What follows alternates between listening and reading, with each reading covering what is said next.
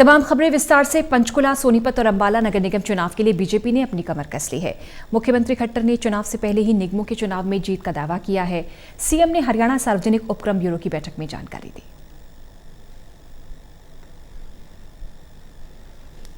हरियाणा के 3 जिलों पंचकुला, सोनीपत और अंबाला में नगर निगम चुनाव के लिए बीजेपी ने कमर कस ली है। सीएम खट्टर का कहना है कि बीजेपी निगम चुनाव के लिए तैयार है। सीएम ने दावा किया कि बीजेपी पहले की तरह इस बार भी निगमों में चुनाव जीतेगी। नगर निगम चुनाव को लेकर उन्होंने साफ कहा कि गठबंधन में जब सरकार चल रही है तो सभी काम मिलकर होंगे।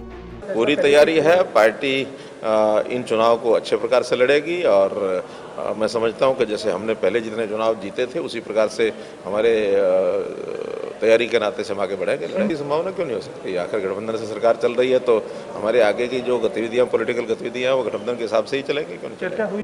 वहीं हरियाणा सार्वजनिक उपक्रम ब्यूरो की बैठक के बाद सीएम ने बताया कि सार्वजनिक उपक्रम ब्यूरो की पहली बैठक हुई आज, जिसमें करीब 19 बोर्ड निगमों के चेयरमैन शामिल हुए। इस बैठक में विभिन्न बोर्ड निगमों में चल रहे कामकाज और वित्तीय स्थिति की समीक्षा की गई। उन्होंने बताया कि कुछ निगम और बोर्ड घाटे में हैं, लेकिन अधिकतर की स्थिति बेहतर है।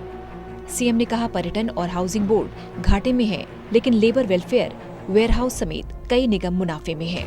उन्होंने कहा कि जो बोर्ड निगम घाटे में हैं, उनको उबारने के लिए नई नीति बनाकर काम किया जाएगा। उन्होंने सभी चेयरमैन को आमदनी बढ़ाने और खर्च कम करने के निर्देश दिए। इसके अलावा उन्होंने कहा कि बोर्ड और निगमों की अगर कोई बेकार संपत्ति रखी है तो उसको डिस्पोज ऑफ किया जाएगा।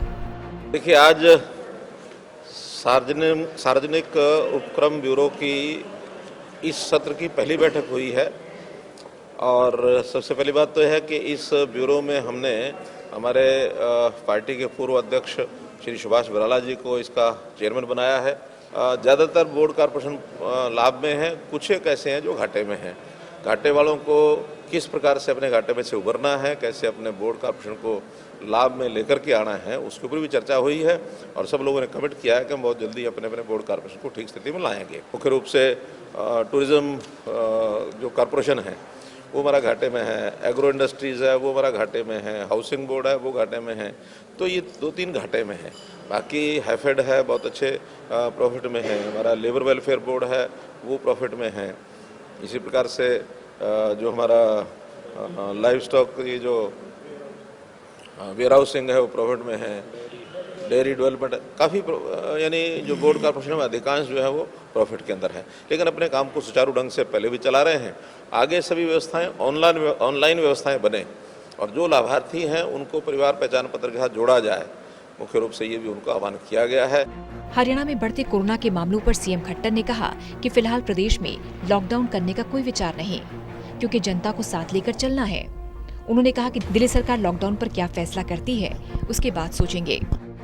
अभी हमने जो टेस्ट की संख्या बढ़ाई है। जैसे कल का ही मैं आंकड़ा बताता हूँ, कल 34,500 लोगों का टेस्ट हुआ है। तो टेस्ट की संख्या लगातार बढ़ रही है। बॉर्डर्स के ऊपर भी हम जो टेस्ट हैं वो भी लोगों के कर रहे हैं। स्कूलों के विद्यार्थियों का भी जब खोला था तो उनके भी टेस्ट शुरू किए थे, लेकिन वो जो ज़्यादा संख्या में जब विद्यार्थियों को और टीचर्स को कोरोना पॉजिटिव पाया गया तो उसके कारण से हमने स्कूल अभी बंद भी किए हैं।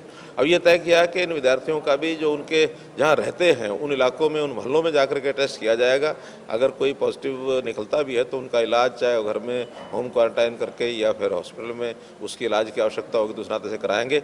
लेकिन आगे स्कूल खोलने भी होंगे तो जो टेस्ट करने के बाद नेगेटिव आएंगे, स्कूल में टेस्ट करने के बजाय उनके घरों में, मोहल्लों में ही टेस्ट करके तब वहाँ से बुलाया जाएगा ताकि वहाँ सुरक्षित रह सके बच्चे। अभी लॉकडाउन का विचार नहीं हुआ है।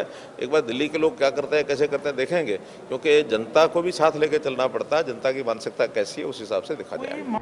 इसके साथ ही सीएम ने कहा कि ब्यूरो की बैठक में बैकलॉग को खत्म करने, हाउसिंग बोर्ड के मकानों की नई सिरे से नीलामी करने और नीलामी में ओपन कैटेगरी के तहत पहले आओ पहले पाओ की नीति का फैसला किया गया है। टोटल न्यूज के लिए चंडीगढ़ से अनिल कुमार की रिपोर्ट।